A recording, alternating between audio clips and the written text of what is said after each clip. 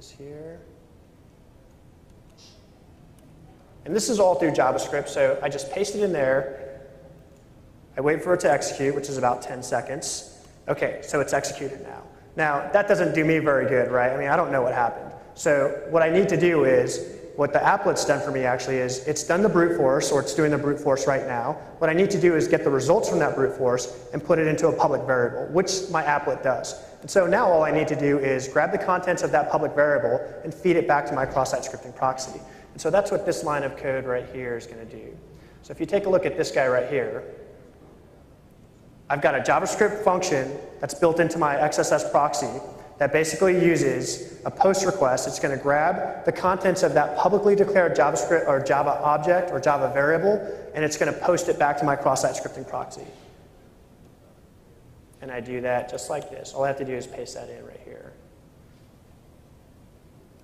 Okay. And so I give it a couple seconds, it's loaded, and then the contents are over here in what I call sniper scope. So let me open this up real quick for you. Let's say in a notepad. So can you guys see that in the notepad right here? Let's see. Okay, so basically what it did is it went through a couple sets of credentials. The first set that it tried actually didn't work. It was a username of test and a password of test. And so I tried to connect to the Oracle database, and the Oracle database said, no way, man, that's not a valid username and password combination. So it kicked back an Oracle exception. So what I did is I had my applet say, go ahead and put this into the variable. I'm going to keep track of this. Go on to the next name. And so I put the next name in, which in this case was Scott Tiger. So all the Oracle gurus out there probably know that that's a default username and password for Oracle database. And after it tests the connection to see if it'll work with that, and if it does, it'll go ahead and tell me, hey, you know what, Scott Tiger works. It'll put it in that publicly declared Java object, which I can access via JavaScript. So at this point, the applet actually has an active connection to the database that's on someone's internal network via this Scott Tiger right here.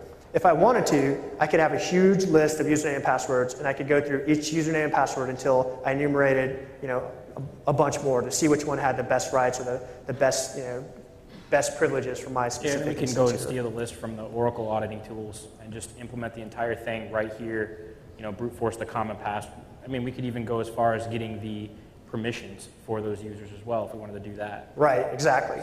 So the next thing that we're going to do is I showed you a piece of the code that's in the attack applet. Remember I showed you that method that was declared public? It was called run query. And remember, run query, all you need to do is feed it with a SQL statement. So in this case, what we're going to do here is if you look up at the very top, I'm just going to feed it another piece of JavaScript. Once again, it's going to be parent and then the my frame, which is the 100% frame that only the victim can see where the Java applet's loaded, document, and then there's the name of the Java applet that I have, the attack applet. And then I'm going to call the run query method right there, which was declared public.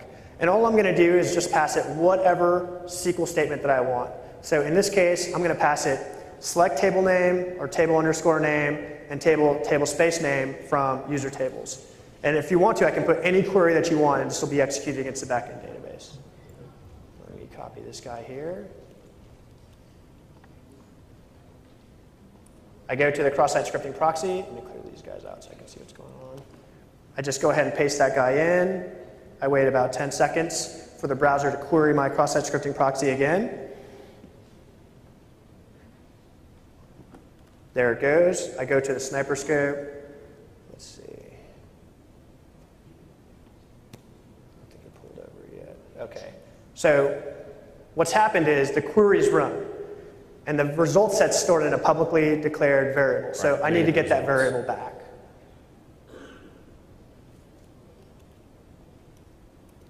Do that right there.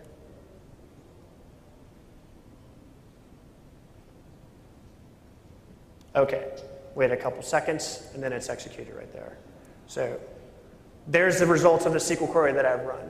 So I'm running all this locally right now. The way the demo should have worked was this guy would be here someplace and inside the corporate network with the database someplace inside the corporate network, and I would be a million miles away outside the firewall running these queries against it. So like I said, you can run any query you want.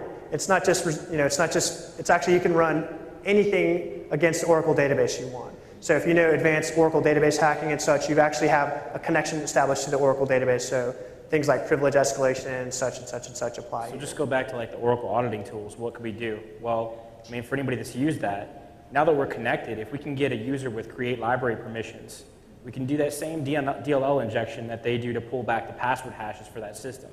So, I mean, it's pretty crazy what we can do with this now from an internal perspective. And keep in mind, this is just attacking Oracle here, and we could be attacking anything we wanted to. Right, I'll just run one more SQL query just to show you that I can type anything I want in here. So even if I wanted to do like a select star from user_tables.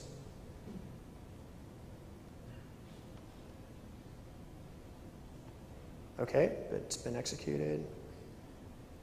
And all I have to do is just grab the contents of that publicly declared variable and ferry them back to my cross-site scripting proxy, which I think it just did. Yep, there it goes right there. So let me take this out. So there's the result set of another query right there, SQL query. Let me go back to this guy here. So, you know, some other ideas of what you could do with this. You know, you could rewrite the way that Java handles sockets in such a way that it's much more like how C handles sockets, for instance. Maybe you implement the entire Metasploit framework now within a Java applet, and you just push your exploits across. Maybe you are good enough to write a class that will actually interact with the NetBIOS protocol in Windows. I mean, you could certainly try to do that. I don't know if it's actually been successfully done, but I'm sure there's some things you could do with that. So. Right. We chose the JDBC connection with Oracle database because I think it's something that a lot of people understand can't be done very easily over sockets. But like Nate said, any protocol is basically vulnerable. All you need to do is just have the right Java classes and then just declare everything public, which is a poor secure coding practice, but we're doing it in a sense for attacking.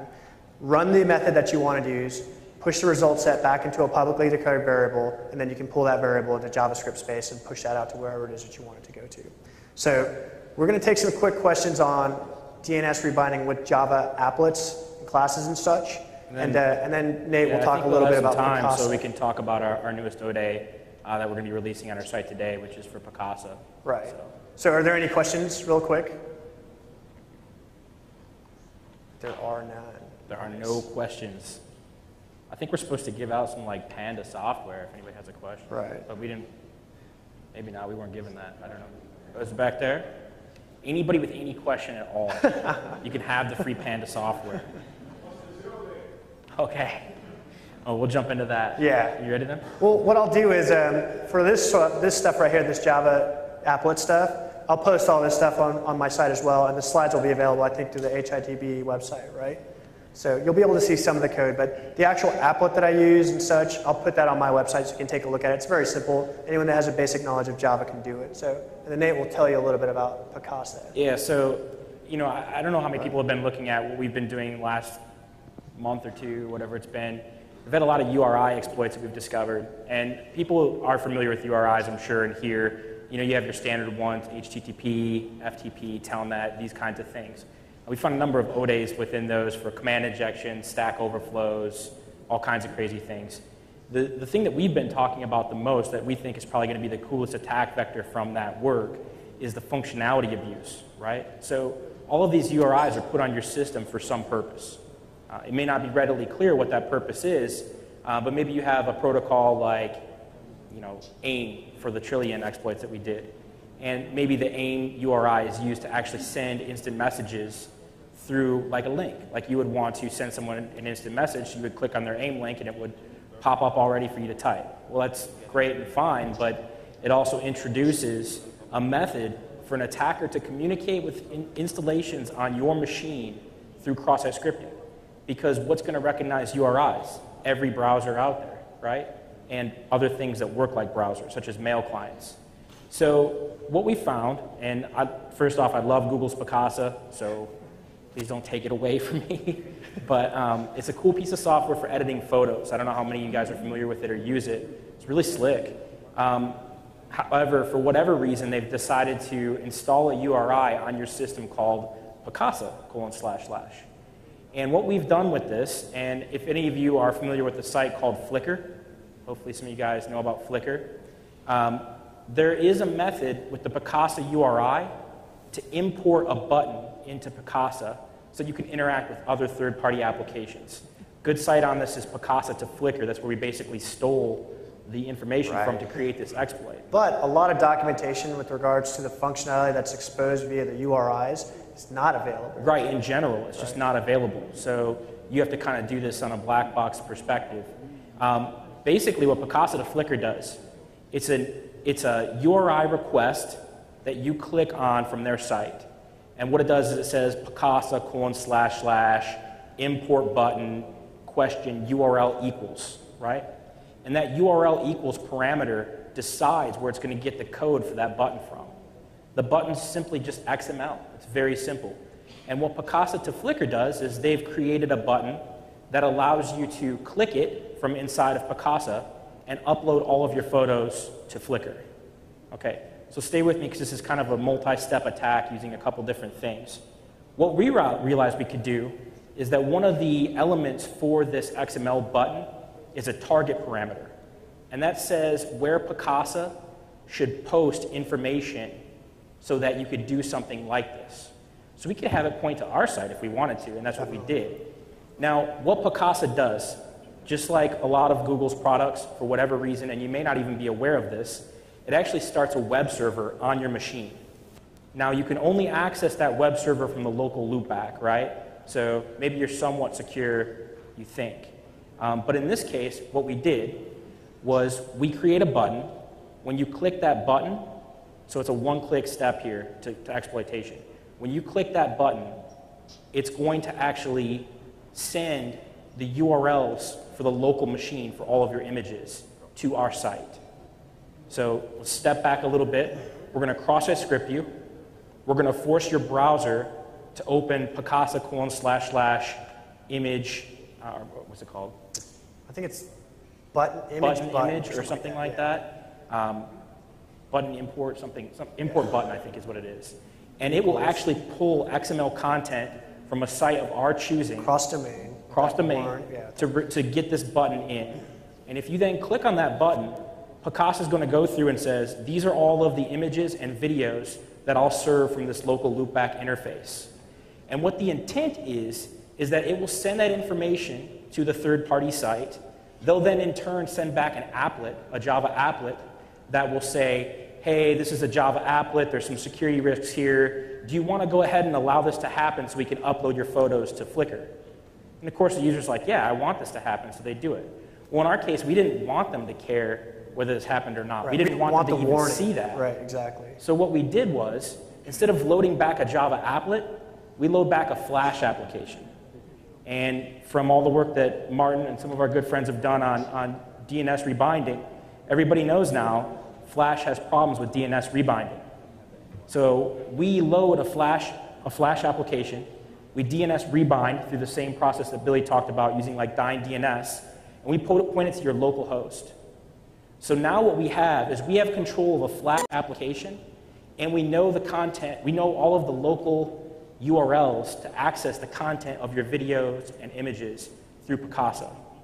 So we go ahead and get all of those, we pull those into URL stream objects.